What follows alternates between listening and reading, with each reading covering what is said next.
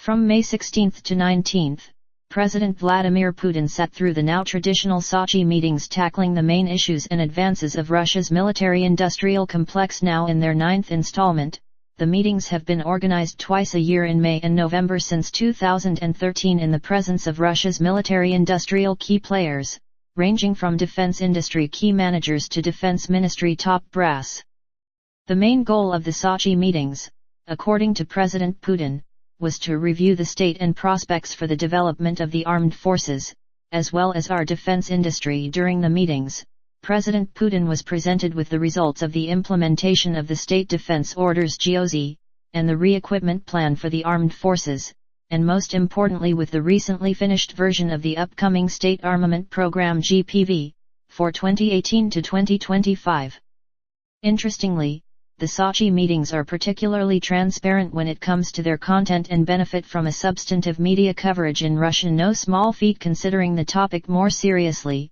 The meetings allow the Commander-in-Chief of the Armed Forces to address the main concerns and issues of the military-industrial complex outside of the formal, if not somewhat rigid, framework of the Military-Industrial Commission.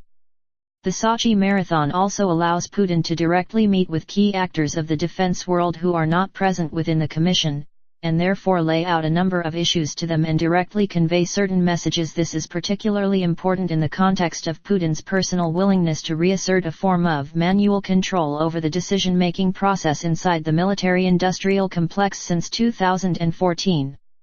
This goes in line with Putin's decision to take over the chairmanship of the Military-Industrial Commission in December 2014 in order to rein in the industrial actors and temper with the defense ministry lest it be to defuse the ever-present tensions between the military and the defense industry. This centralization of the decision-making process within the military-industrial complex also fosters better presidential oversight on the fight against corruption and cronyism. The outcome of the Sochi meetings can be broken down to the several key issues affecting Russia's military-industrial complex nowadays. 1. Set up a balanced and relevant state armament program (GPV) for 2018 to 2025.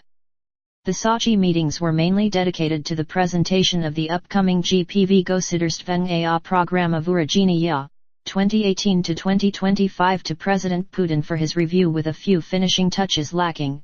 The new GPV will be officially presented in the coming weeks to the Military-Industrial Commission before its final approval in late 2017. The aim of the GPV 2018 to 2025 is crucial: tackle the shortcomings of the present iteration GPV 2012 to 2020, ensure sufficient funds for the procurement to the armed forces, and catch up with the delays in the creation of the program. It needs to be reminded that back in 2014 to 2015, the creation of the draft GPV was delayed by the economic crisis in Russia, the Western sanctions on the Russian defense industry, and the need to swiftly set up import substitution programs. The draft GPV was further crippled by constant bickering, if not outspoken quarrels, between the defense and the finance ministries while seeking to find a compromise accordingly. This compromise could end up amounting to 15 to 17 trillion rubles for the GPV 2018 to 2025. While defense cuts is on everybody's lips in the corridors of the defense ministry, the reality might turn out differently. The priorities in terms of procurement and RMD will probably focus on the procurement usual suspects, for instance T-90 and T-14 Armada tanks, staffing the Navy with adaptable Admiral Gorshkov-class frigates, etc., improving air defense capabilities, and keeping the strategic forces afloat, among others. 2. Modernize the armed forces, but at what cost? During the Sochi meetings, President Putin recalled the importance of the modernization of the armed forces. It encompasses increasing the share of modern weapons, hardware, and systems to 62 in 2017, broken down between 42 for the Army, 58 for the Airborne Troops (VDV), 68 for the Aerospace Forces (VKS), and 55 for the Navy.